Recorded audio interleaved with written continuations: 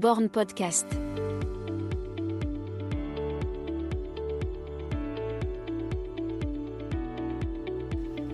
Nike, Distance, Bron, Joli Foulé et Le Marais ont un point en commun.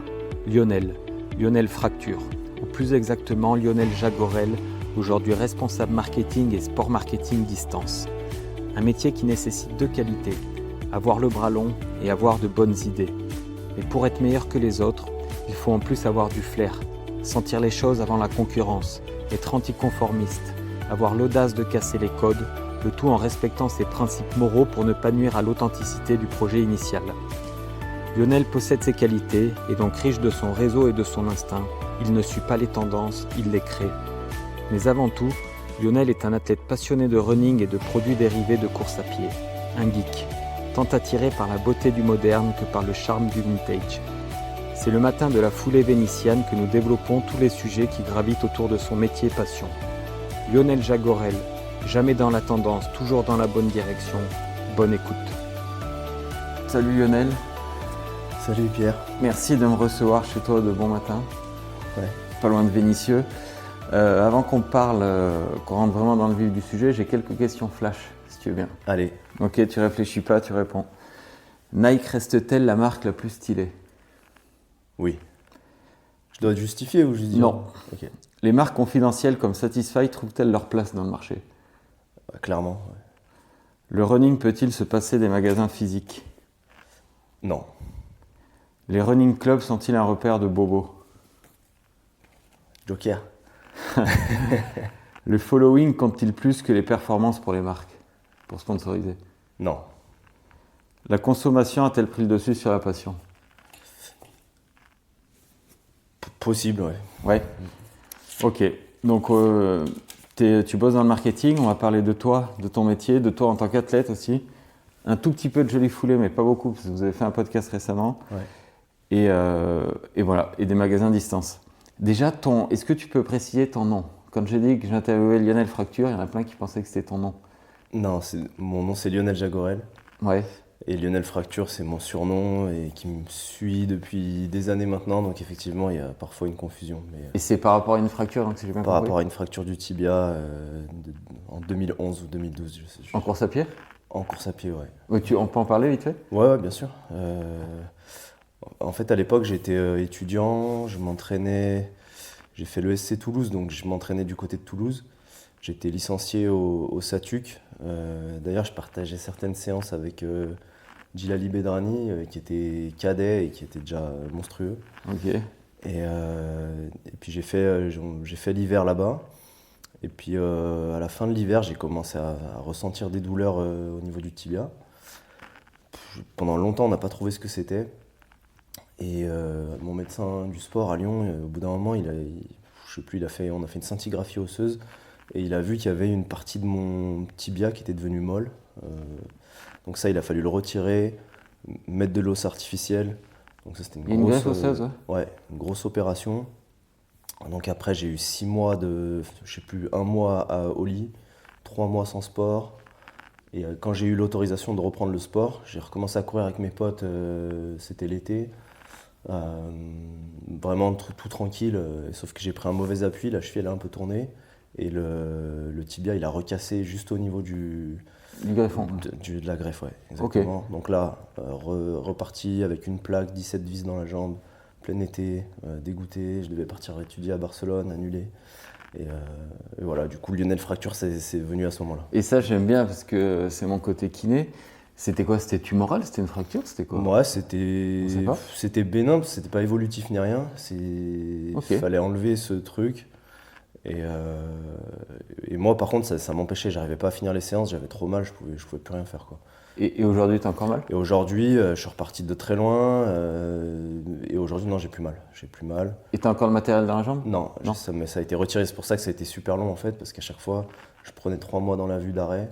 Ouais. Donc voilà, ça a été long pour m'en remettre, long pour retrouver un niveau. Et puis bon, moi c'était des périodes où j'étais jeune, du coup j'ai pas mal fait la fête au lieu de m'entraîner. Et du coup, tu as répondu à ma question. En fait, toi, tu es venu au marketing du sport. Tu faisais de l'athlé jeune, en fait, du coup. J'ai commencé à 18 ans au club de la Subron, Okay. qui est aujourd'hui l'ESL, enfin une section de l'ESL. Ouais, non, moi j'ai commencé quand j'étais à la fac parce que j'avais raté ma première année de fac, j'avais du temps et moi j'ai toujours aimé courir. Donc Et tu faisais quoi, du foot avant? Non, j'ai jamais avant ça, j'ai jamais fait de sport en club. Je faisais pas mal de VTT avec mon père, avec ma sœur, pas mal de foot avec les potes. J'étais déjà passionné de sport, mais j'avais jamais pris de licence en quoi que ce soit. Tous mes déplacements, même pour aller chez un pote, pour aller au foot, je les faisais en courant en fait. J'aimais bien courir. Donc, Ok. voilà. Et donc après, tu as fait donc l'ESC, c'est une école de commerce, quoi. Ouais. Et comment tu as décidé de t'orienter vers le sport? Ça s'est fait tout seul ou? Ouais, bah, je suis quelqu'un qui arrive pas trop à faire semblant, etc. Donc je me voyais pas bosser dans, je sais pas, mes collègues ils étaient dans des industries agroalimentaires. Voilà, tu voulais pas vendre des yaourts ou... Exactement. Là, vraiment, je voyais pas comment faire ça. J'ai eu de la chance parce qu'il y a un gars de notre promotion qui avait fait sa césure chez Nike. Il m'avait filé un contact pour entrer en stage de fin d'études chez Nike. Et ça a bien fonctionné, j'ai été pris. Et du coup, déjà, quand C'était en quelle année ça? 2000, bah, je venais juste, je me rappelle quand j'ai fait l'entretien chez Nike, j'avais encore une béquille de ma fracture, là. Ouais. Donc 2011, je crois. Ah ouais, ok. Ouais. Et puis voilà, bah, quand tu commences à mettre Nike sur ton CV, ben, tu commences à l'orienter Ouais, bien sport. Encore avant ça, j'avais fait ma césure moi chez La Fuma. d'accord. Donc voilà, l'idée c'était vraiment d'aller vers le sport. Et Nike, c'était où? C'était où le siège et tout? À Saint-Ouen-l'Aumône à l'époque en région parisienne. Ok. C'est le siège un peu historique. Maintenant ils ont déménagé à Paris. Et toi, tu étais dans quelle branche? La marketing? Marketing, j'étais marketing produit sur les chaussures. Ça doit être passionnant ça. Ouais, c'était top, c'était incroyable. Et puis surtout, on avait une promo de stagiaires qui était vraiment incroyable, vraiment une super ambiance. Ouais. J'ai réussi à faire rentrer mon meilleur pote aussi en plus. Donc vraiment, ouais, là c'était Et t'étais dans le c'était la running vie ou de c'était la rêve. chaussure lifestyle? Non, j'étais dans tout. En fait, Ok. mon poste, il était cross catégorie. Donc je parlais aussi bien avec les gens du running que du basket, que du foot. Et par contre, ma maître de stage, elle était, elle, running. Donc Ok. j'avais déjà quand même un bon pied dans la course à pied. Et en plus, tu préciseras peut-être, on a toujours tendance à dire que Nike est sur le déclin, mais 2011, je sais pas d'ailleurs si c'est vrai, mais 2011, c'était un monstre, non, sur le Ouais, marché. c'était costaud. Bah, c'était l'époque de la Flyknit, Flyknit Racer. Ouais, ok. Voilà, c'était la grande époque de ces chaussures-là. Bon, après, même si on dit que Nike est sur le déclin, ça restera toujours Nike et c'est une force de frappe qui est incomparable, je pense. Ouais. Et t'étais plus chez Nike au moment du basculement carbone, Vaporfly et tout? Non, non, non, j'ai fait que mon stage de fin d'études. J'ai pas réussi à rentrer, à prendre un CDI ou un CDD juste derrière. Mais bah après, j'ai gardé pas mal de contacts, donc Ouais. j'étais proche de pas mal de monde encore là-bas. Ok. Après, donc comment ça s'est passé professionnellement, ton premier poste? Mon premier poste, et ben pour le coup, là, rien à voir avec le sport. Moi, je voulais rentrer vivre à Lyon, je voulais pas vivre à Paris, mais j'ai rien trouvé à Lyon. Donc au bout d'un moment, j'ai commencé à m'ouvrir à autre chose que Lyon, à autre chose que le sport. Et justement, ma maître de stage, elle m'a présenté son compagnon qui avait créé une marque de vêtements, qui était un ancien de chez Nike, lui, qui avait créé une marque de vêtements qui s'appelle Bleu de Paname. Ok. Et la marque, elle était en train d'exploser. Elle m'a dit vous allez trop bien vous entendre, il a besoin de recruter. Donc elle m'a vraiment poussé à le rencontrer. C'est ce que j'ai fait. Et effectivement, ça a hyper bien matché. Je suis resté 4 ou 5 ans chez eux. J'ai fait un petit peu tout et n'importe quoi. C'était une petite boîte. On a ouvert la première boutique. J'ai commencé par faire de la compta et tout, alors que j'étais catastrophique en compta. Ouais. Mais bon, pareil, hyper bonne ambiance, belle marque. On était des jeunes. C'était vraiment très cool. Et puis après, au bout d'un moment, j'ai eu besoin de retourner vers le sport. J'ai eu une opportunité. Parallèlement, j'avais créé Joli Foulée. J'ai eu une opportunité en agence de presse pour m'occuper de Patagonia notamment et de Ok. quelques autres marques. Donc c'était un moyen de revenir un peu dans le sport. Donc j'ai fait aussi 3-4 ans en tant qu'attaché de presse. Pareil, je suis reparti à zéro, je connaissais rien au métier. J'ai réussi à convaincre de me faire embaucher. Et ça m'a donné aussi un bon carnet d'adresses. Et puis après, j'ai rencontré Guillaume qui était en train de fonder Distance, qui avait la volonté d'ouvrir une boutique à Paris. Et je lui ai dit, ben écoute, on se tient au courant. Moi, si tu as envie d'ouvrir une boutique à Paris, je suis ton gars. Et c'est ce qui s'est passé. On a ouvert en 2019 la boutique à Paris. Et tu tenais la boutique, quoi. Ouais. Ouais. Au début, j'étais tout seul à la boutique de Paris. Ok. Donc pareil, hyper excitant comme challenge. Paris, c'était la première avant Lyon? Non, Non, il avait ouvert Lyon. Ok. Mais Lyon qui était plus pour montrer le concept, Ok. voilà, le business, il a vraiment commencé à démarrer avec Paris. Et deux petits trucs. Nike, t'as jamais essayé d'aller aux États-Unis? Ils te l'ont pas proposé? Non. T'as pas voulu? Bah moi, je suis resté que 6 mois, hein, donc Ouais, ok. c'était vraiment stage de fin d'études. J'ai des gars qui ont fait comme moi et maintenant qui sont, je pense à un gars, Quentin, qui a un énorme poste à Portland maintenant. Ok. Voilà, après, c'est les opportunités, le talent aussi. Il faut être un peu politique dans une marque comme Nike. Et Joli Foulé, donc, que tu as créé en 2015, vous faites plein de collabs, c'est un peu votre. Est-ce que justement le fait d'avoir travaillé chez Nike, ça t'aide, ça? Ouais, clairement. Bah, ça a été créé en 2013. C'était. Ah, ok. Je dis une bêtise. Alors. T'inquiète. Et bah oui, clairement, au début, le fait d'avoir des contacts, ça a bien aidé. Notamment, une des premières OP qui avait grave marché, c'était un concours pour gagner des dossards pour le 10K Paris Centre qui était sponsor Nike à l'époque. Bah, sans les contacts, je pense que j'aurais jamais eu ça. Donc, Et à l'époque, ils le faisaient déjà, ça? Peut-être avec RMC, juste vraiment le gros truc? non, il n'y avait rien. Il y avait Franchement, rien. quand nous on est arrivé, en tout cas qui targetait une cible plus jeune, plus moderne, il n'y avait quasiment personne. Ok. Et ça, tu t'es inspiré de quelque chose pour Joli Foulé ou pas du tout? C'est une bande de potes? Non, ouais, c'est ça. Les inspirations aussi, mais dans des univers complètement différents.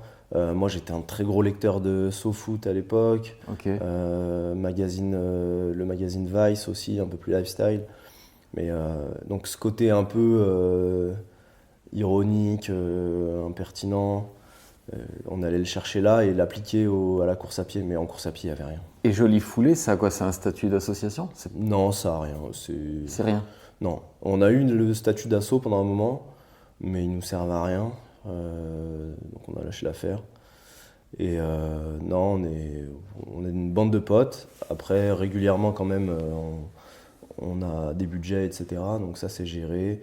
Et justement, alors comment vous gérez un budget là? Eh ben, il y a plusieurs d'entre nous qui ont des statuts d'auto-entrepreneurs. D'accord, ok. Et on facture comme ça. D'accord. Parce que ouais, j'avais une question avec Joli Foulé. Vous avez fait un truc, là, j'ai vu avec Vincent Louis il n'y a pas longtemps. Ouais. J'ai vu Vincent Louis sur un podcast avec un t-shirt Joli Foulé. Ouais. Comment vous avez fait pour l'atteindre? Bah, là, c'est grâce à Nike en gros, et aussi à La Chance, qui est le café qu'il a monté. Bah, c'est des connaissances, quoi. Tonio, il fait partie de Joli Foulé, il travaille chez Nike. On connaît bien Julien et Fuego depuis un moment de La Chance, qui eux sont associés avec Vincent. Donc il y avait cette opportunité de faire un événement et tout le monde trouvait pertinent que Joli Foulé soit le relais un peu média de l'opération. Ouais. Donc effectivement on a des opportunités comme ça qui sont trop cool. En plus pour le coup Vincent Louis c'est vraiment le gars trop sympa, trop accueillant, ouvert, donc ouais, c'était un vrai plaisir. Ouais. Et vous avez dû vous accorder sur ce côté un peu lifestyle qu'il aime bien et tout, non? Ouais, lui il aime bien le côté un peu. Il est geek des produits, il aime bien, Ouais. bien s'habiller, etc. Donc je pense que ça lui a parlé. On n'en a pas parlé avec lui, mais oui, je pense qu'il a validé l'idée, quoi. On se connaissait en fait sans se connaître, mais on a un proche en commun. Et qui me disait, en parlant de toi, il me disait, mais ça m'étonne pas qu'il soit dans ce milieu parce que. Déjà au collège ou je sais plus où, à l'école, il avait toujours un temps d'avance sur le. Il avait un côté fashion qu'on n'avait pas et tout. Tu le reconnais ça? Ouais, mais j'ai toujours bien aimé La sape et tout. m'intéresser, ouais, bah, notamment aussi les chaussures, les baskets. À l'époque où il y avait peu de monde encore qui s'intéressait aux chaussures, Bah, j'avais des baskets de toutes les couleurs, des sorties limitées, bien avant que ça soit recherché comme aujourd'hui. Ouais. Voilà, maintenant je m'en suis un peu détaché de ça, mais ouais, j'ai toujours bien aimé pas être habillé comme les autres, aller chercher un peu ce qui se fait de plus limité, de plus pointu. Voilà. C'est aussi comme ça que j'ai rencontré Idriss, avec qui j'ai lancé Jolie Foulée, qui était dans cette même démarche, on va dire. Ouais. Et ce côté stylé, vous l'avez apporté naturellement à Jolie Foulée, quoi. Ouais, après stylé, je sais pas si on est vraiment stylé, mais il y a toujours un côté un peu esthétique ou de faire attention à comment on est habillé, voilà, Ouais. comment on se différencie aussi des autres. Ok. Au niveau de distance, donc 2019, tu m'as dit que tu as tenu Paris. Ouais. Ça se passe comment quand on lance un shop comme ça? Tu pars de zéro, Bah du coup, je partais pas forcément complètement de zéro parce qu'avec Jolie Foulée, j'avais quand même un gros réseau à Paris. Ouais. Et puis après, bah, je pense aussi que le concept distance, il est tellement fort, il était tellement pertinent, il est arrivé pile au bon moment. C'était quoi, tu peux le résumer en deux mots? Bah, c'est en gros, moderniser les codes du distributeur de produits de course à pied. Je pense qu'on a tous consommé chez des magasins qui étaient un peu vieillots, des gars qui étaient sympas, qui étaient passionnés, mais qui faisaient pas attention à comment les choses étaient présentées. Ouais. Voilà, qui avait pas forcément une vision justement communication, marketing très poussée. Et nous, l'idée, bah, ça a été c'est l'idée de Guillaume, hein, surtout, d'arriver avec un magasin concept qui est beaucoup plus abouti, beaucoup plus léché, et tout en gardant un côté authentique, avec des passionnés, des gens qui savent de quoi ils parlent, les meilleurs produits. Donc voilà, et en arrivant à Paris avec ce concept-là, en plein Marais, la rue elle est jolie, la boutique elle est jolie, tu arrives avec une offre nouvelle, pile au bon moment parce que la course à pied est en train d'exploser. Ouais. Plus moi, je te disais, mon réseau Jolie Foulée, ben, ça s'est tout de suite plutôt bien passé, quoi. Et le magasin a tout de suite marché, quoi. Ouais, assez rapidement, on a fait les objectifs, des chiffres qui étaient bons. Ouais. Au-delà des ventes, etc., on a trouvé nos consommateurs, on a réussi à faire des opérations marketing qui ont bien marché tout de suite. Donc ouais, vraiment, on a vite trouvé notre place. Moi, j'étais pas dans le milieu du running à ce moment-là, mais on m'en a parlé sur le tard, là, justement de ces opérations marketing. Donc, il y a eu une fameuse vidéo. C'est quoi la première, déjà? Bah, je sais ce que tu as en tête, mais les premières, moi la première que j'ai en tête, je trouve qui a vraiment marqué, on avait fait une course avec Nike, et en faisant venir quelques jeunes talents, et l'idée c'était il fallait les battre pour prendre du cash money. Ok. Donc ça n'a pas autant buzzé, mais c'était déjà un gros truc. Bah, il y avait Fabien Palco, il y avait le frère de Guillaume, Anthony Pontier, il y avait Romain Windel, il y avait plein d'athlètes comme ça un peu prometteurs. Donc tout de suite, tu vois, on a mixé les gens cool un peu de Paris, des athlètes vraiment haut niveau. Et fallait battre, c'était sur quoi? Sur un 200 Non, c'était plus long que ça. C'était le long du canal Saint-Martin. Je sais plus. Non, c'était plus long que ça, hein. C'était peut-être 2 ou 3 ou 4, 5 kilomètres. Je n'ai plus la distance. Et là, quand vous faites ça, tu dis qu'il y a de l'argent à gagner. C'est tout monté, c'est du jeu ou il y a vraiment du cash? Non, il y a vraiment du cash. Ok. Les gens qui ont. En gros, il y avait une course, par exemple, on mettait. Après, il y en avait pour tous les niveaux, mais il y avait une course où il fallait battre Fabien Palco, tu vois. Et si tu le battais, bah, tu prenais, je sais plus combien c'était, des Ok. centaines d'euros, tu vois. C'est pas- Ouais. Mais non, on avait monté ça avec Nike, et D'accord. tu avais vraiment du cash si tu battais le. Et ça, c'est vous qui le proposez à Nike, ça? Le Ouais. concept? Ouais. Ouais. Enfin, on construit ça ensemble. Ouais. Des fois, les marques ont des concepts, on en parle, on les modifie un peu. Des fois, nous, on a une idée qu'on a envie de leur proposer. Ça dépend des opérations. Je me rappelle plus pour ce cas-là si c'était eux qui nous avaient dit ou nous qui avions l'idée. Ok, donc, et après, il y a la vidéo avec Mickaël Zézé. C'était en 2020, ça, non? Ouais. J'ai regardé. Je suis pas très bon avec les dates, mais ouais. Non, la première, ça a été les flashs. Les flashs, ok. Les flashs dans Paris, donc ça qu'on construit avec une agence qui s'appelle BETC, une grosse agence de pub. Ouais. En gros, eux, ils ont la force de frappe, l'habitude de faire des campagnes, etc. Et nous, on a vraiment le côté running, crédibilité, pas faire n'importe quoi, que ça puisse passer au niveau de la communauté et que ça puisse être crédible. Ok. Donc là, Paris, une partie de Paris, ou peut-être tout Paris passait à 30 km/h. Ouais. Vous avez fait courir des mecs qui se faisaient flasher. Exactement. L'idée, c'est est-ce que des coureurs peuvent faire déclencher les flashs. Ce qui était totalement faux, tout a été faké. Sauf que nous, à l'époque, on n'a jamais dit. Il y avait des journalistes qui nous appelaient, est-ce que c'est vrai, est-ce que c'est faux. Nous, on a toujours joué sur l'ambiguïté. Ok. Et ça a très bien marché. C'est passé sur tous les médias, même des gros médias. Moi, je recevais des coups de fil à la boutique. Oui, je voudrais vous interviewer sur l'opération marketing que vous avez faite. Est-ce que c'est vrai, est-ce que c'est pas vrai?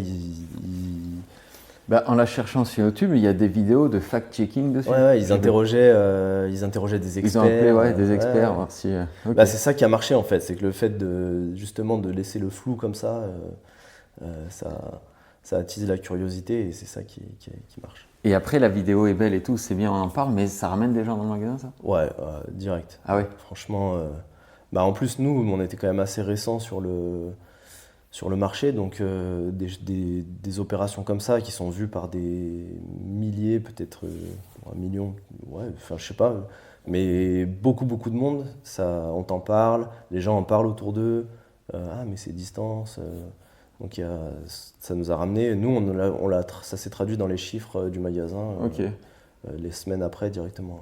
Après il y a eu la vidéo, donc ça, le gars qui m'en a parlé, je pense qu'il savait pas que c'était faux. Vous aviez mimé, on avait le droit de voler une paire de chaussures si on... Ouais. Ce que tu voulais dans le magasin, en gros. Ouais, ok.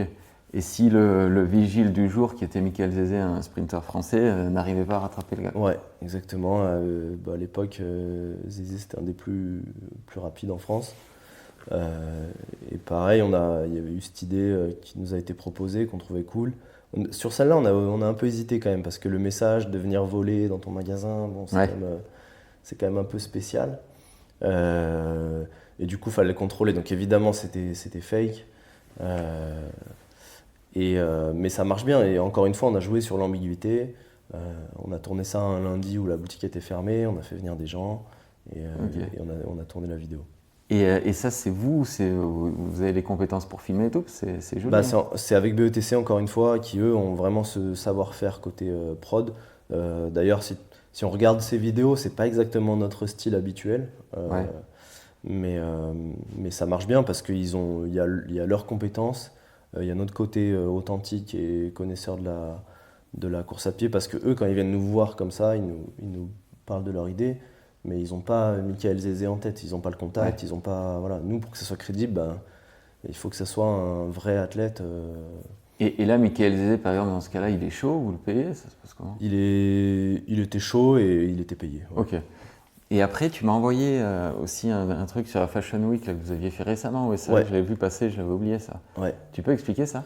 Et ça, on l'a fait l'année dernière avec, encore une fois, BETC. La saison dernière, c'était cette année, non? C'était pas en juin? Ouais, je dis n'importe quoi, oui, c'était l'été là. Ouais, moi, depuis septembre, je suis passé une autre année, mais c'est la même année. Et on a mis Strava aussi avec nous là. Strava nous avait sollicité aussi pour avoir une idée un petit peu différente par rapport à la Fashion Week. En fait, aujourd'hui, la Fashion Week, il y a beaucoup de monde qui court. Ça s'est mélangé entre les univers de la course à pied et de la mode. Et du coup, on a joué le jeu complètement à fond de se dire, plutôt que faire un défilé en marchant, on va faire une course qui sera l'objet d'un défilé. Ok. Donc, encore une fois, pareil, on a recruté un vrai casting de coureurs. On a fait des tenues un petit peu travaillées, mais qui restaient techniques, qui restait possible de courir avec, quoique certaines n'étaient pas incroyables. Enfin, pas incroyable, c'était incroyable, mais pour courir, c'était pas forcément hyper adapté. Ouais. Et ouais, du coup, on a fait cette opération qui a encore une fois bien marché. On a convié du public et tout. Ça a été une vraie course entre les mannequins, on va dire. Ouais. Et voilà, et ça a bien marché aussi. Pas mal repris dans pas mal de médias. En fait, ce qui est impressionnant, c'est que des fois, c'est repris aux États-Unis. D'accord. Ouais, donc quand on réussit à faire un coup comme ça marche bien. Et quand on va jusque-là, toi qui es un athlète et Guillaume Pontier qui vient de là aussi, vous n'avez pas peur un peu de travestir le sport? Non, parce que ça existe déjà en fait. Et justement, nous, on vient remettre un peu d'authenticité dans le sens où à chaque fois, on fait appel à des gens qui courent vraiment. Ouais. Tu vois, là, il y avait Alexandre. Et quand t'as Malric, là, non? Il y avait Malric, il y avait Alexandre Célès. Ouais. Enfin, des très bons coureurs, quoi. Les gars qui gagnent ça, c'est des vrais coureurs qui courent très bien. Et nous, on fait toujours attention que on pousse certains codes, mais on veut garder quand même de l'authenticité. C'est important pour nous. Parce que le risque d'être vraiment dans le fashion comme ça, est-ce que c'est pas que les mecs qui courent pour le côté fashion, ça va durer pas longtemps, quoi. Ça va durer 1 an. Clairement. Ou vraiment votre client, ce sera le mec qui court à long terme, quoi. Ouais, mais nous, on fait vraiment attention à ça aujourd'hui. C'est pour ça qu'on met énormément d'énergie dans les clubs, les athlètes. Nous, on n'a pas la force de frappe pour prendre des athlètes vraiment pros, mais justement, je pense que limite, notre intérêt il est encore plus pertinent d'aller soutenir les gens qui sont juste en dessous de vraiment des pros. Et nous, aujourd'hui, notre communication, elle est plus tournée vers ces profils-là que vers les running crew ou les influenceurs. Nous, tu verras jamais une distance avec un influenceur.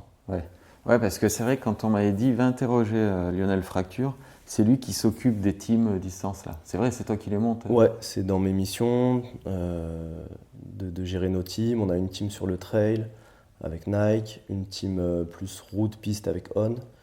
Et puis après, on a une communauté un peu élargie de tous les gens qu'on a envie d'avoir comme ambassadeurs de la communauté. Notre message, c'est for all runners. Donc on appelle ça les distance striders. Et ça couvre un petit peu tous ces profils-là qui peuvent être des coureurs du dimanche, mais qui ont une approche que nous on trouve intéressante. Et strider, c'est dire quoi en français? Striders, coureurs, stride c'est la foulée. Donc, Et donc toi, comment tu les sélectionnes là? Tu as un budget à l'année? Tu fais comment? J'ai un budget, et puis nous c'est vraiment au-delà des performances, la première chose qui compte pour nous, c'est la personnalité, comment on se sent avec la personne. On dit toujours avec Guillaume, c'est faut que ça soit quelqu'un avec qui on aime bien passer du temps, tu vois. Ou si on va partir en week-end, qui va pas nous saouler, voilà. Donc nous, il peut courir en 27 minutes sur 10K, si c'est un connard entre guillemets, on lui adressera pas la parole. On s'intéressera pas à lui. On n'a pas envie que distance soit représentée par quelqu'un qu'on n'apprécie pas. Inversement, ça peut être quelqu'un peut-être un peu moins fort, mais qu'on trouve super, qui a un bon contact avec les gens. Et là, on a envie de le soutenir. Et le contact se fait comment? Parce que si c'est un mec qui court le 10 en 30 minutes, aujourd'hui en France, il y en a beaucoup, donc vous ne le connaissez pas forcément. C'est des gens qui viennent à nos événements, qui consomment à la boutique. Tu vois, on a un de nos gars, Tanguy, qui est dans le distance racing, donc on va dire un petit peu ce qu'il y a de plus prestigieux chez nous. Et au début, c'était un consommateur qui aimait bien les produits un peu plus pointus, venir consommer certaines marques. Je ne dirais pas lesquelles, vu qu'il est sponsorisé On maintenant. Et au début, tu ne sais pas en fait le gars à quelle vitesse il court, quels sont ses chronos. Et puis petit à petit, tu te rends compte, en fait, on s'est rendu compte qu'il avait fait un top 10 au Semi de Paris. Le gars, il court en 1h04. Il paye pas de mine. C'est un sport aussi quand même où tu sais pas quand un gars il est monstrueux ou pas. Surtout quand il vient habillé en civil. Exactement. Donc, et on a vu ça, on s'est un peu lié d'amitié avec lui à force de parler avec lui en boutique, etc. Et puis quand on a créé la team, on s'est dit, l'histoire elle est cool, quoi. Le gars, c'était un client et il devient un athlète sponsor par distance, quoi. Ok. Et comment ça se passe? Moi, ce qui me fait rêver, c'est quand j'ai vu par exemple le team trail, les mecs avaient les protos ultra fly, ils avaient je me rappelle jamais du nom du Air. Le Airflow. Le Airflow et tout, ça se passe comment en off? Eh ça se passe que Nike. Déjà, c'est vous avez dit on veut monter une team, c'est vous qui avez contacté Nike, vous faites comment là? Non, c'est dans le sens inverse. Okay. Nike avait vu notre team On. Eux, ils avaient besoin de mettre de l'énergie, un peu plus de focus sur le trail. Et ils nous ont dit, est-ce que ça vous dirait de faire une team trail? Et en gros, mais pourquoi ils sous-traitent? Pourquoi ils le font pas directement? Parce qu'ils savent que nous, on sait bien faire, Ouais, que vous avez on les va contacts et tout? on va avoir des profils pertinents, on va avoir une façon de raconter les choses qui va être différente. Là, le trail sur l'angle, on est allé un petit peu moins perf, même si on a des très bons coureurs. Mais c'était plus l'idée de dire des gens qui viennent pas forcément de la montagne, Ouais, qui vivent en ville. On a une Kenyane qu'on n'a jamais réussi à faire venir malheureusement pour des histoires de visa, mais on voulait faire venir une Kenyane sur des courses de trail. Et l'idée c'était d'ouvrir un peu le trail à d'autres profils. Donc on s'est mis d'accord là-dessus avec Nike et voilà, nous après on gère tout, on fait notre recrutement, on fait nos rassemblements, les courses auxquelles on veut participer.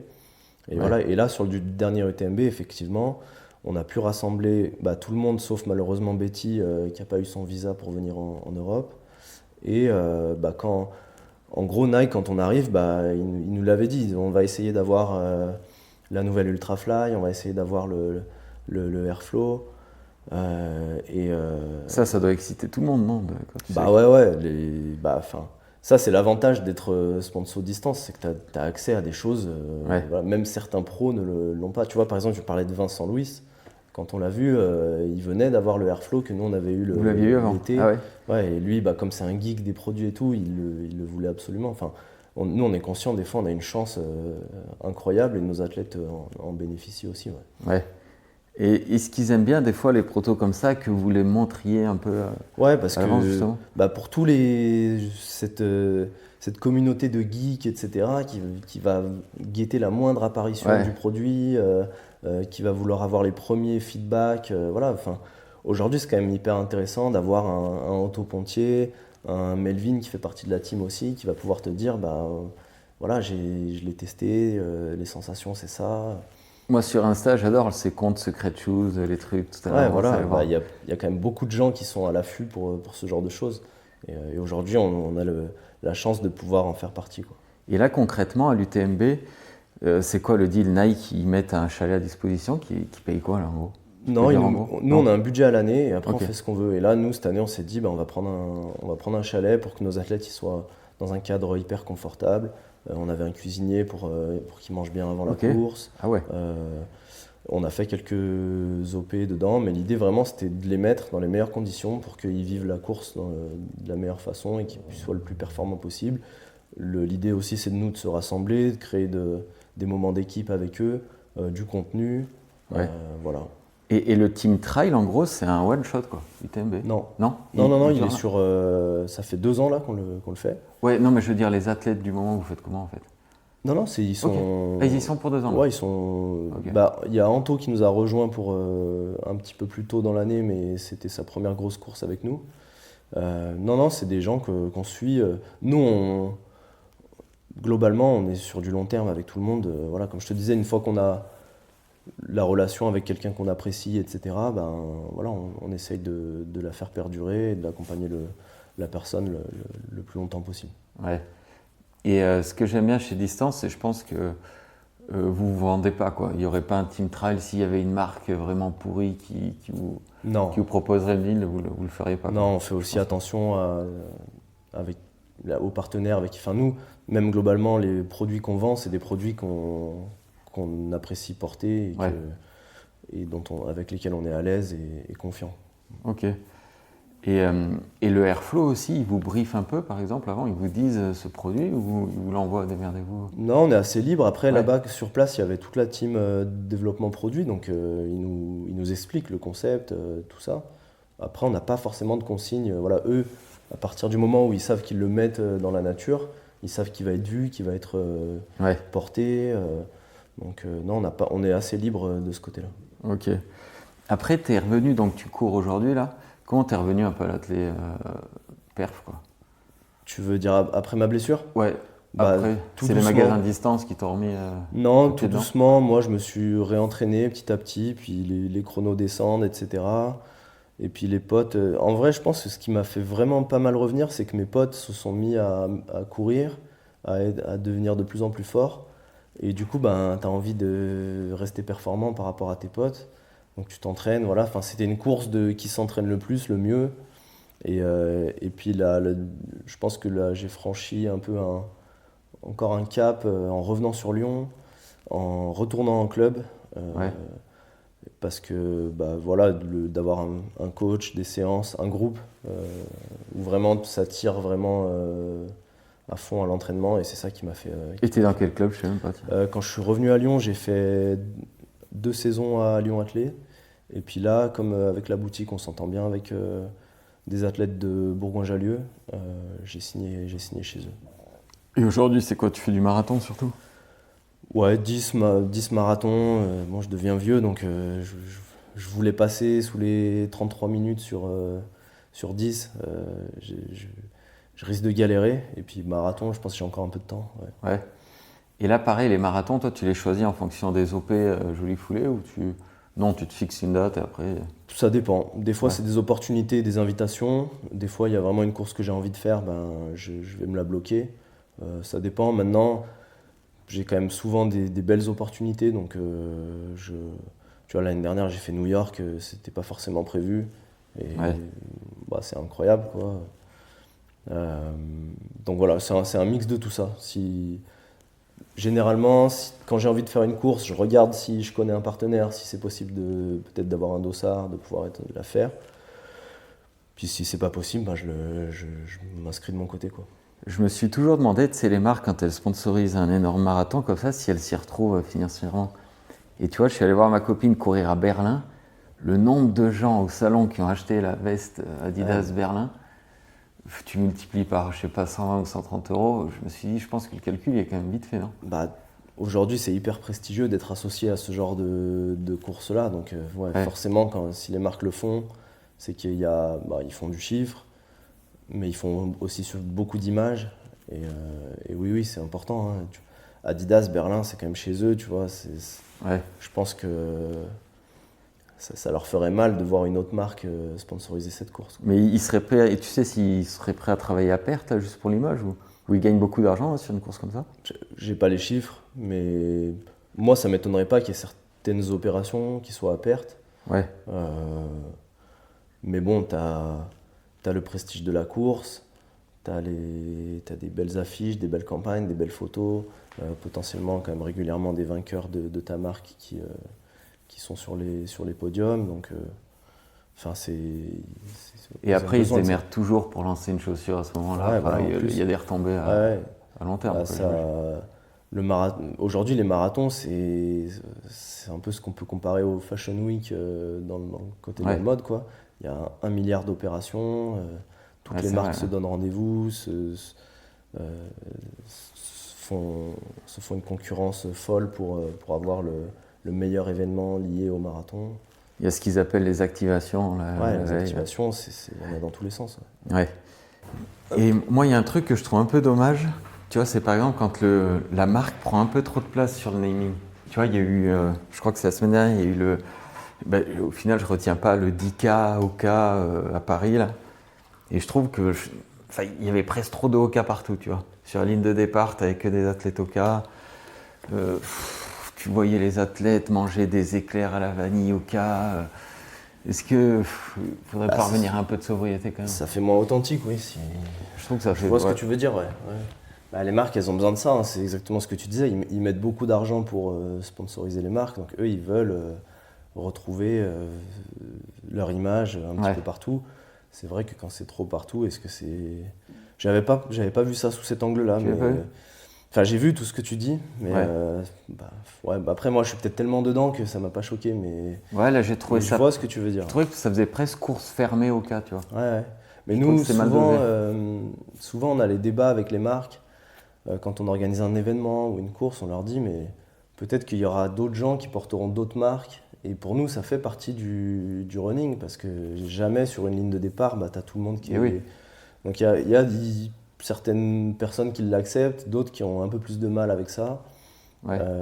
Voilà, ça dépend aussi de la politique de la marque, des gens qui sont dans les services marketing. Mais oui, effectivement, nous, je te disais, enfin vraiment, peut-être que je le martèle un peu ce mot, mais nous, le côté authentique des choses, il compte énormément. Donc, Ouais. Un bon marketeur, je sais pas si ça se dit. Ça se dit un marketeur? Je sais même pas. Un mec dans le marketing, il fait quoi? Il suit une tendance ou il crée la tendance? C'est quoi votre job en fait? Pour moi, je sais pas si on crée, mais tu vois, on essaye, en tout cas c'est notre vision, d'avoir toujours de l'avance sur ce que font les autres. Aujourd'hui, entre guillemets, on a la chance, distance, d'être pas mal copié. On était les premiers au début à ouvrir les magasins avec des codes un peu comme ça, différents, Ouais. très minimalistes, etc.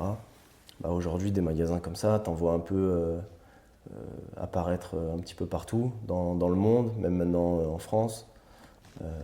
Aujourd'hui, nous, nos problématiques, c'est comment on fait pour rester en avance. On avait une avance, les gens ils ont compris un petit peu la recette, ils essayent de la recopier, même si pour moi, pas mal de monde qui n'arrive pas forcément parce qu'ils n'ont pas peut-être les codes, les backgrounds que Guillaume, Xavier, moi on a. Et après, le but là, nous, c'est de garder notre avance. Ouais. Ouais, pour être allé à Lyon, comme tu dis, c'est minimaliste, c'est brut, les murs c'est du béton brut, t'as pas des fringues de partout comme Intersport quoi. Ouais, mais il se pourrait que nos prochains magasins soient pas forcément comme ça. Ok, d'accord. Intéressant, ouais. Quel est ton regard un peu, toi qui testes toutes les pompes et tout, comme on en parlait au début là, on dit que Nike est sur le déclin. Enfin, je sais pas si c'est Nike qui est sur le déclin ou les autres. Moi, je dis pas ça. Toi, tu penses pas? Non. Mais en termes de, tu parles en quoi là? En termes de chiffres, d'image, de tout? De tout. Nike, ça sera toujours là. Pour moi, c'est quand même. Aujourd'hui, franchement, moi, je me rends compte que pour être au contact d'athlètes, etc., bah, la marque à laquelle tu peux pas dire non, ou si tu as le choix, quand même, beaucoup de monde va se tourner vers Nike. Hein. Donc, le déclin, pour moi, c'est pas forcément un déclin. C'est Nike qui est très challengé. Voilà. Ouais. Il y a d'autres marques qui font des choses très bien. Pour moi, le prestige, l'histoire, les produits, Nike, il reste quand même les designs, tu vois. Franchement, il y a quand même peu de marques qui arrivent au niveau de Nike, quoi. Ouais, mais je suis d'accord sur ça, l'histoire, le prestige, le design. Mais sur la technologie en soi, je trouve que tu as d'autres marques. Bah, ASICS, ça progresse vite. Non, mais si tu regardes bien, ils ont rattrapé Nike. Ouais. Bah, peut-être certains, on va dire, dépassés. Aujourd'hui, peut-être pour moi, la meilleure paire de carbone, c'est la Adidas en ce moment, la Adios Pro. Ouais. Mais avant de Nike, il leur avait mis une grosse claque au début du carbone. Voilà, tu regardais une ligne de départ, tu n'avais que des Vaporfly. T'avais que des Vaporfly. Ouais. Et toutes les carbones que sortaient les marques, bah, ils ont mis quand même quelques saisons pour arriver à une paire où on se dit, ok, là je suis à peu près à égalité. Moi j'ai été un peu déçu de la Vapor 4, même beaucoup. Surtout qu'ils avaient teasé à fond, Ils sortent cette Vapor 4 qui a rien d'exceptionnel pour moi, qui est bien. Hein, ouais. Et à côté de ça, tu as ASICS qui sort la Ray, la Metaspin Ray. Ouais, je suis d'accord qu'ils ont peut-être besoin de à nouveau frapper fort avec une nouvelle technologie. Mais tu vois, on dit que c'est ce qu'ils ont fait avec le Airflow, tu vois, tout le monde en a parlé, tout le monde a trouvé ça incroyable, et tout le monde a envie de l'avoir, tout le monde le recherche. Ouais. Donc ça reste très costaud en termes de recherche et développement. Et après, comme tu dis, il y a l'image et le design, mais au final, c'est le socle de tout ça, ça reste la performance, quoi, pour ces marques. Ouais. Mais bon, si tu regardes, leurs athlètes sont toujours les plus performants. Ouais. Bon, Adidas fait du bon boulot avec la Adios Pro. Mais aujourd'hui, c'est vrai que tu peux aller piocher une carbone quasiment dans n'importe quelle marque. Je pense que la différence est moins flagrante. Et t'en penses quoi de l'athlète fédéral, toi, de leur com? Il devrait s'inspirer du running un peu? C'est vieillissant, la piste. Bah, nous, on est en plein dedans parce que moi, j'ai lié quelques partenariats avec des clubs, notamment Bourgoin, notamment le DMA à Dessines, le PUC à Paris. Ouais. Parfois, c'est des structures où il y a des gens qui ont une vision un petit peu à l'ancienne, donc c'est pas toujours facile de faire bouger les choses, mais oui, ils ont tout intérêt à moderniser, et nous, ça se passe très bien, tu vois, par exemple, les clubs avec lesquels on travaille, on arrive à mettre des choses en place très sympas. Il y a deux ou 3 semaines, on a fait un test VMA avec Bourgoin, où on a modernisé complètement l'approche du truc, on leur a apporté des moyens, on a fait c'était un mélange, tu vois, de code à l'ancienne avec la buvette à la fin où on a tous mangé frites saucisses ensemble. Ouais. Nous, on a ramené notre belle arche, on a ramené un DJ pour voilà, mettre une ambiance un peu sympa. Voilà, on essaye de faire ces choses-là et tu as des clubs qui sont réceptifs. Célestin et Youssef à Bourgoin, c'est assez facile de mettre des choses en place avec eux. Il y a d'autres clubs où c'est plus compliqué. Le DMA aussi, un club hyper moderne, où on arrive, j'espère qu'on va arriver à faire de belles choses. Donc vous essayez de mettre un pied dans la piste, quoi. Bon. Ouais, en fait, nous, venant de là, avec Guillaume, on a envie de redonner de l'énergie à ces gens-là. C'est ce qu'on disait un petit peu tout à l'heure. Voilà, nous, tu me parlais des gens qui sont de plus en plus fashion dans la course à pied, etc. Bah, nous, on a envie d'aller pousser le côté vraiment fédéral, à l'ancienne, ce qui nous a fait aimer la course à pied, ce qui nous a appris la course à pied. Ouais. Je vais te poser une question, je ne sais plus si sur les boutiques physiques. Alors moi, je suis un très mauvais exemple, j'achète tout sur Internet, mais il y a des gens qui viennent essayer les shoes, ça se passe comment? Bah, tu avais dans tes questions flash, tu avais la question est-ce que... Ouais, c'est pour ça. Ouais, on a quand même pas mal de monde. Et bon, c'est les amateurs ou tu as même des... On a tout, hein, franchement. Nous, à Lyon, ma clientèle elle est un petit peu plus corps et perf, on va dire. Mais on a tout. On a aussi des gens qui viennent essayer et on sait très bien qu'après ils vont aller l'acheter sur Internet, malheureusement. L'enjeu, c'est ça, c'est que si demain tout le monde achète sur Internet, bah, tu n'auras plus de magasins, tu n'auras plus d'activation sympa, parce que les gens ils sont toujours contents de venir tester, de venir faire telle course, etc., de pouvoir toucher la chaussure en vrai. Donc moi, j'encourage vraiment les gens à venir donner de la force au magasin physique, pas forcément que distance, mais distance en priorité, mais à venir consommer en magasin parce que c'est quand même toujours bien de pouvoir voir les produits, essayer. Les sizing, des fois, ça peut changer. J'imagine si tu commandes tout sur Internet, ça t'est arrivé d'avoir pris ta bonne taille habituelle, mais finalement, ça allait pas. Ouais, ça arrive. Et puis de bénéficier, nous en magasin c'est que des coureurs qui courent plutôt bien depuis un moment et qui vont te donner des bons conseils, qui vont te donner leur vécu par rapport à telle course, voilà, ou même juste pour quelqu'un comme toi qui est passionné, ça va être sympa d'échanger avec eux. Pour des débutants, ça va être prendre vraiment les bons conseils de base et choisir la bonne paire. Et est-ce que les marques elles le comprennent ça, elles réservent des produits des fois aux boutiques? Non ? Ouais, nous c'est vraiment l'enjeu qu'on a, c'est d'avoir un peu des exclusivités pour que les gens justement aient envie de venir chez nous et pas juste de rester dans leur canapé et de commander, ça arrive dans 2 jours. Ouais. Donc nous, et ce qu'on fait de plus en plus aussi aujourd'hui, nous, c'est développer des produits qui sont brandés distance en plus de Nike ou de Hoka. Voilà. Et ça marche. Les gens, dès qu'ils voient un distance sur un produit. Et ça, il n'y a pas de problème. La marque de base, elle accepte aucun problème. Alors, faut se mettre d'accord. Faut se mettre d'accord, ouais. Mais à partir du moment où on a l'accord, on peut le faire. Et généralement, comme distance bénéficie quand même d'une image assez positive, les marques, elles nous disent oui. Les gens aiment bien, ouais. Ok, les marques disent oui. Je ne sais plus ce que je voulais te demander ici. Sur les activations, ça se passe comment en gros? Là, tu as une marque qui te dit on va faire tester notre chaussure qui est sur le marché, on vous en file 30, ça marche comment? Alors, souvent c'est plus des parcs tests. Ils ont cette capacité à faire venir des paires pour qu'elles soient essayées. En gros, on se met d'accord, il y a telle sortie de telle paire. C'est une paire qui est faite pour faire du footing, c'est une paire qui est faite pour faire des séances plus dynamiques, des VMA. Et nous, on trouve un concept qui va coller avec l'idée de la paire et ce pourquoi elle est destinée.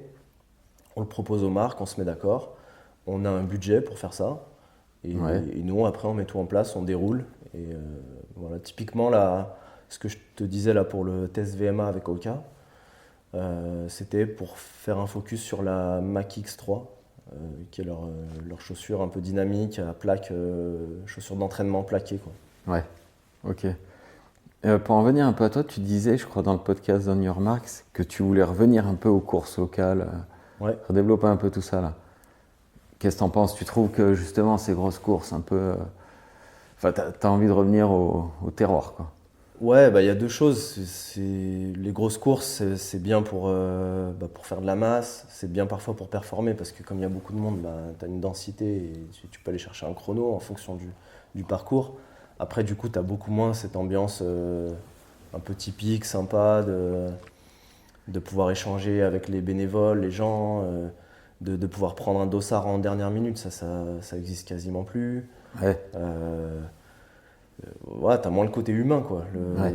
Puis bon, t'as une pression qui est quand même beaucoup moindre, bien moindre Ouais, je suis d'accord. Ouais. dans ces courses-là. Quand on fait une course à chrono, maintenant, on en parle avec ma copine, des fois, il y a 12 km/h devant, on est en stress, tu vois. Alors Ouais, que, c'est ça. enfin, on Et oublie l'essentiel, en fait. ouais, alors que voilà, sur une course un peu à la saucisse, bah, en vrai, je trouve que tu passes toujours un bon moment, quoi. Ouais. Peu importe. Souvent, même moi, j'en ai fait pas mal. Des fois, ils te perdent dans la nature. Et au final, tu t'en fous un peu. T'en fous, ouais. Bon, enfin, tu peux être un peu deg, mais tu leur pardonnes. Tu vois que c'est des gars. En fait, moi, je trouve ça ouf, c'est que tu as un petit groupe, souvent en plus, c'est des anciens, de personnes. Et ben, ils se font plaisir, ils font leurs courses, ils Ouais. vont passer un bon moment, ils veulent faire plaisir aux gens. Toi, tu passes un bon moment. Et bah, à la base, c'est ça, quoi. C'est pas qui va être le plus beau, le plus rapide, parler à personne, tu fais ton chrono, tu repars chez toi. Et tu vois, j'ai une anecdote là-dessus. Moi, au marathon de la bière, au semi, j'étais deuxième, le signaleur se plante. Donc, bref, je pars tout droit au lieu de tourner à gauche, je perds 30-40 secondes. Le gars était en train de boire une bière juste avant au stand. Au final, je perds la deuxième place au sprint. Tu vois, je l'aurais eu s'il n'y avait pas eu cette erreur de parcours, mais en fait, ça m'a tellement fait rire, tu vois, que le gars soit en train de boire une bière sur le ravitaillement. Ouais, Et tu vois, et je tu l'ai vois, accepté sans problème. ça te fait une histoire que tu Ouais, vas raconter toute ta vie, alors que peut-être la deuxième place, bah, ouais, c'était. ça changerait rien à ma vie, Ouais. tu vois. Mais clairement, ouais, ces ambiances-là un peu obsolètes, un peu kitsch des fois. Ouais. Moi, j'ai du plaisir à aller sur ces courses-là avec mes potes, on rigole. Voilà, il y a toujours un truc qui va nous faire rigoler, sans se moquer, hein, de façon très bienveillante. Mais, euh, mais ouais, c'est parfois plus sympa que. Après, moi, j'aime bien les deux, mais c'est bien de varier, Ouais, je quoi. suis d'accord. Et après, comme tu dis, quand tu prends de l'âge, que tu chasses moins les chronos, t'es Voilà, peut-être plus ouvert à ça, ouais. ouais, clairement. Et qu'est-ce que t'en fais de tous ces t-shirts? Je sais que tu les collectionnes un peu. Alors, ce que je collectionne, c'est les vieux t-shirts. Aujourd'hui, je trouve que les techniques, etc., enfin, il y en a certains qui peuvent être marrants. Et c'est synthétique, ouais, c'est moins beau, hein, je Ouais, trouve. ouais, ouais. Ouais, Idéalement, je les porte, hein. J'aime bien quand je trouve que la taille est bien et qui me va bien, je le porte. Et sinon, je sais pas si tu as aperçu tout à l'heure dans le bureau, j'ai des grandes caisses où c'est ma petite collection perso. Voilà, ouais. j'en ai pas mal. J'en ai qui datent de l'époque de mon père, que je peux pas mettre parce que je suis plus grand que lui. Et il les gardait, ton père, à l'époque? Il les gardait aussi, ouais. Il en a Ouais. plein qui sont incroyables. Et bah, c'est un peu ça, je pense, qui m'a aussi sensibilisé à ça. Mais ouais, mon père à l'époque, il a couru Marvejols-Mende, il a couru Marseille-Cassis. Donc Ouais. j'en ai qui sont recherchés par les collectionneurs. Et ce qui est encore plus ouf, c'est ils ont appartenu à mon père, quoi. Il y a un petit marché de ça en France? Très peu, mais Ouais. ouais, oui, oui. Bah, tu as dû voir les OP qu'on fait. Alors lui, c'est plus des t-shirts américains, mais avec Ouais. Rematch, avec Alexandre Célès, il y a un succès en ce moment de ce genre de produits. Et il y a un marché pour les collectionneurs de produits comme ça. Ouais. Et après, je suis d'accord que le coton, c'est bien plus beau que le synthétique d'aujourd'hui. Mais moi, je garde ceux d'aujourd'hui parce que je me dis que dans 40 ans, la matière, elle sera peut-être encore plus pourrie. Peut-être, ouais, ouais. Après, à l'époque, je trouve qu'ils faisaient quand même un peu plus d'efforts au niveau Ouais. graphisme, je sais pas. Alors peut-être que dans 20 ans, 30 ans, ceux d'aujourd'hui nous paraîtront un peu obsolètes, enfin un peu, je sais pas, obsolète c'est pas le bon mot, mais qu'ils auront un peu une vibe de l'époque. Voilà. Pour l'instant, j'arrive pas trop à m'en rendre compte. Il y en a pas beaucoup en ce moment que je trouve. Ouais, c'est vrai, ouais. Ouais, c'est pas très bien dessiné, t'as l'impression que ouais, c'est. Bah, malheureusement, aujourd'hui, c'est faire au moins cher Ouais. et faire au plus voyant, donc souvent assez flashy. Tu veux que je le fasse? J'aimerais bien dans ce podcast, tu vois, avoir, et c'est ma dernière question, un mec d'une marque, un équipementier. Il y a un mec intéressant, là, passionnant en France que tu me conseillerais? qui représente, j'en sais rien, ASICS, Nike. Pas pour la marque, mais pour la personne. Alors, Il y en a un qui vient en tête. J'ai un gars qui me vient en tête, qui est très très que j'adore, qui s'appelle Cédric Thomas, qui travaille chez Soconi, alors plus côté vente. Il est directeur vente France, ou directeur France même. Et lui, c'est vraiment un ancien très bon athlète, marathonien. Il a entraîné Christelle Donnet à l'époque de ses records. Ok. Et du coup, voilà, il connaît vraiment bien l'athlète. Et c'est quelqu'un de très sympa. Donc là, comme ça, je pense à lui. Après, t'as mon pote Tonio chez Nike, qui peut être aussi très pertinent. Pareil, c'est un coureur de 800, lui, à la base, Ok. qui a fait toute sa carrière chez Nike. Donc il a une approche à la fois authentique de l'athlète et bien pointue côté Nike. Et ça, est-ce qu'un très bon vendeur, ça peut quasi suffire à développer une marque dans un pays? Tu penses? Ouais, parce qu'un bon vendeur, ça veut dire Enfin, vendeur, c'est peut-être pas le mot, un bon responsable, je sais pas comment on appelle ça. Marketing, ouais. Bah, clairement, hein, si tu te tournes vers les bonnes personnes qui vont porter tes produits, qui vont bien en parler, c'est un tout, hein, c'est plein de paramètres qu'il faut coordonner, mais le plus important, ça passe quand même par le produit, comment le mettre en avant, comment le soumettre aux bonnes personnes et que ces personnes-là le fassent rayonner de la meilleure façon. Ouais. Et c'est une dernière question, s'il y a une marque qui est un exemple de marketing pour toi, ce serait quoi? De ces dernières années?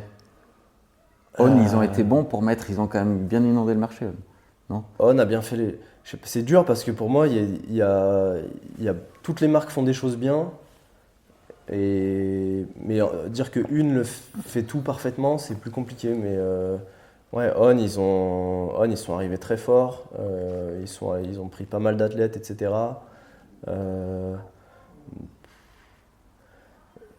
Il y a une marque qui s'est créée un univers qui s'appelle Satisfy, qui s'est créé un vrai univers.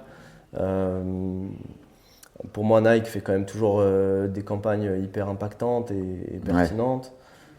Donc voilà, citer une marque, c'est difficile et puis c'est tellement concurrentiel que forcément, tout ont plein d'idées et ils veulent faire les choses au mieux. Si, une dernière question, si on a le temps. Tu disais qu'avec Distance, vous ne travaillerez jamais avec des influenceurs. C'est quoi ton regard là-dessus? Là, je viens encore de voir, tu vois, en ouvrant Insta ce matin, ASICS qui lançait une équipe de Miss France pour la Saint-Élion et tout. Toujours un peu gêné avec ça, moi. Ouais, nous, je dis pas qu'elles n'ont pas le droit de courir, mais ouais, de mettre le focus dessus. Je ferais pas ça, moi, ouais. Nous, c'est que ça nous parle pas, en fait. C'est pas... Voilà. Et puis, influenceur, c'est hyper large aujourd'hui, tu vois. Influenceur, ça veut tout et rien dire. Moi, on me dit avec Jolie Foulée parfois que je suis un influenceur. C'est pas tellement le mot influenceur que je veux dire, mais quelqu'un qui vient de nulle part. Voilà, qui n'a rien à voir avec qui a rien à voir avec. Qui est là juste pour ses chiffres, en fait, parce que la marque va dire il a 200 000 abonnés, je vais prendre lui. Voilà, nous, ça nous intéresse pas. Nous, ce qu'on regarde, et la première chose qu'on regarde, c'est pas du tout les chiffres, c'est qui est cette personne, qu'est-ce qu'elle raconte, quelle est son histoire par rapport à la course à pied.